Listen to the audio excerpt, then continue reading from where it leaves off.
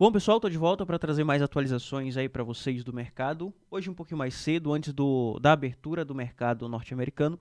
Estou fazendo algumas aulas, fazendo algumas gravações aqui do treinamento sobre Position Trade, então vou trazer mais atualizações aqui para vocês um pouquinho mais cedo, tá? Antes da abertura de mercado norte-americano e publicar um pouquinho mais cedo também. Ontem publiquei, era um pouco mais de 2 horas da tarde, então acabou ficando um pouco desatualizado o panorama de ontem. Gravei cedo e acabei publicando tarde por conta das gravações, mas hoje quero trazer mais cedo e publicar mais cedo também, e conforme os dias forem passando aí, conforme eu for finalizando o treinamento aí de Position Trade, a gente vai publicando no horário que eu publicava antes, tá bom? Mas agora vamos nos ater aqui ao mercado e antes da abertura. Depois da abertura vai mudar algumas coisinhas, tá bom? Por isso que eu gosto de esperar a abertura de mercado norte-americano, mas a gente observa os que já estão abertos, como por exemplo o Nikkei, lá o mercado japonês, que pode mostrar vestígio ali do que pode acontecer durante o dia, tá bom? Então vamos lá, eu quero estar mostrando aqui primeiramente o Nikkei, que está formando um padrão aqui que geralmente é um padrão baixista, tá, pessoal? É um padrão aqui de flâmula ou bandeira, dependendo do nome que você conheça aí. Geralmente é um padrão que rompe para baixo, dá continuidade na queda, mas para isso a gente vai precisar da confirmação. Não adianta a gente caracterizar como o padrão se ainda não confirmou, porque ele pode simplesmente vir de forma muito positiva, fechar para cima e voltar para os níveis anteriores, tá bom? No diário, a gente teve uma bela de uma recuperação aí nos últimos 2, 3 dias, ele conseguiu recuperar grande parte da queda que aconteceu na semana passada e no final de semana, tá bom?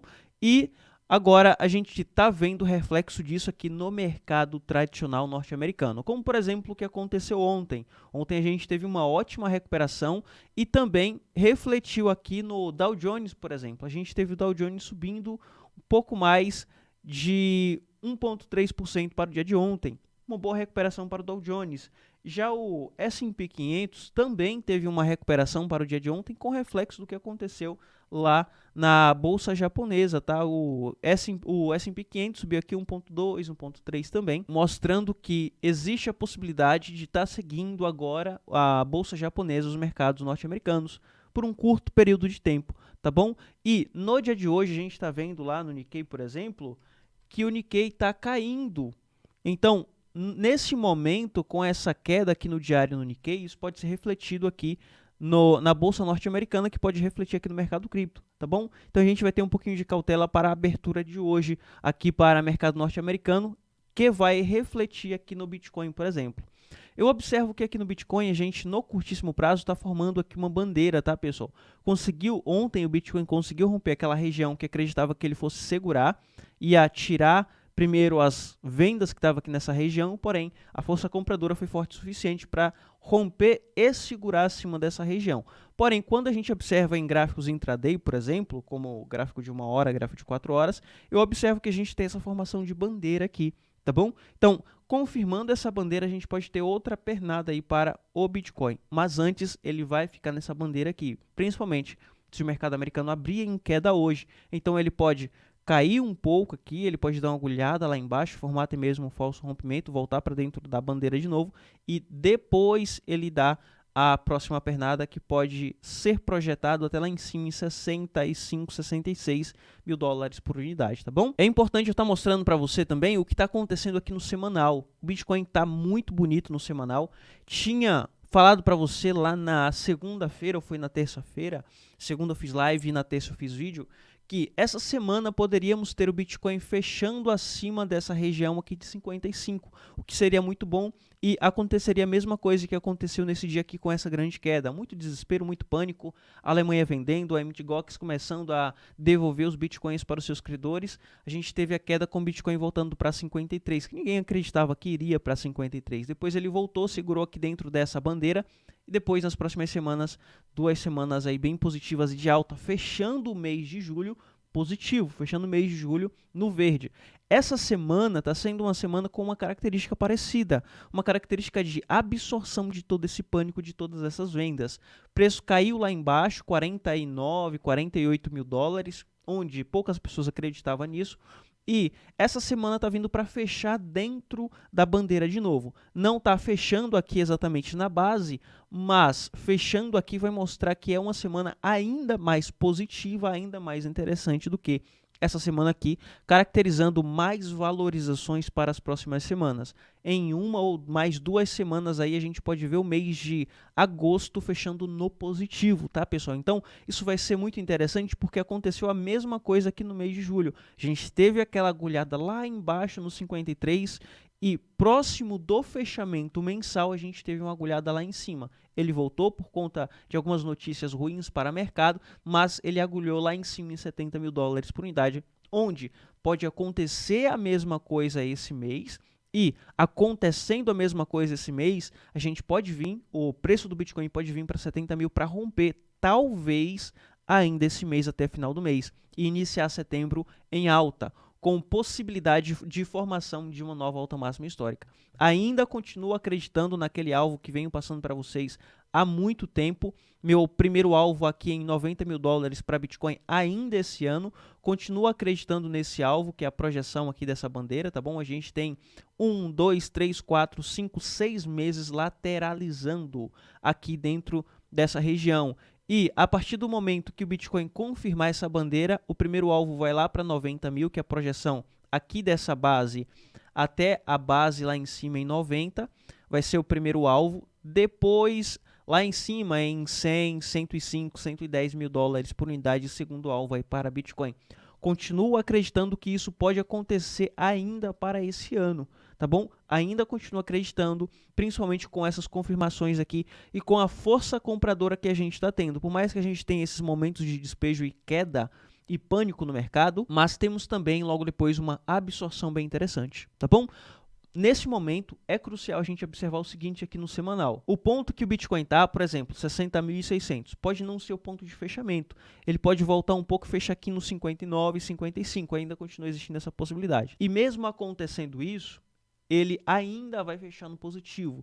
Mesmo que ele volte aqui para 55, 54, ainda vai estar no positivo, porque vai estar dentro dessa bandeira. E se está dentro da bandeira, existe a possibilidade de nas próximas 2 semanas aí, ele vir direto para 69 mil. E é bem rápido, tá, pessoal? Olha o que aconteceu aqui em 2 semanas no mês de julho. Foi bem rápido. Ele saiu aqui dessas regiões de fundo de 54 e foi lá em cima em 69, 70 mil em 2 semanas, no máximo 3 semanas aí. Então a gente só precisa de mais de 2 semanas para o preço recuperar tudo e voltar aqui para 69 e fechar o mensal no positivo, que eu acredito que ainda pode acontecer, da mesma forma que eu acreditava que o semanal poderia fechar no positivo.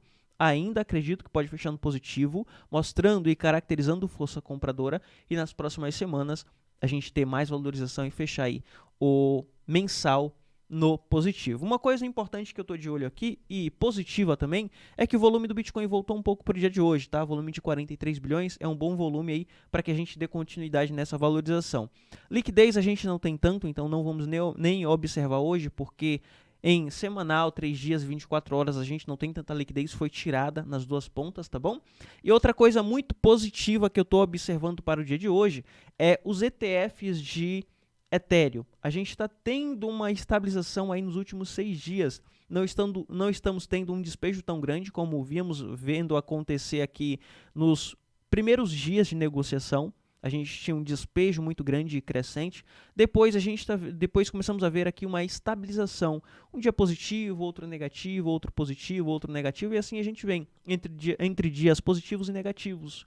Onde, quando a gente soma tudo isso daqui, acaba ficando no 0 a 0 todo aquele despejo que poderíamos ter para mercado cripto através de ETF. Tá bom? Então, o despejo não está tão grande ainda. Está tranquilo até o momento. Por mais que a gente veja dias fechando no negativo, como aconteceu nesse dia aqui, no dia 7, fechando em 9 mil etéreos no negativo, depois fechando em 1.000 etéreos no negativo, não é um despejo tão grande, é uma quantidade razoável aí e que o mercado consegue absorver também, sendo que as outras gestoras estão também absorvendo aí algumas compras. Pode chegar um dia em que a gestora precise vender, como aconteceu aqui com a Fidelity, primeira venda da Fidelity, pode acontecer com a BlackRock, pode acontecer com a Bitwise algum dia, pode sim, mas ainda assim está fechando ali em um dia bem tranquilo, sem grandes despejos como aconteceu nos primeiros dias, tá bom? Então, para o ETF de Ethereum, está tranquilo até o momento, que acaba impactando nas altcoins, trazendo ali um ar mais positivo, mais otimista para as altcoins.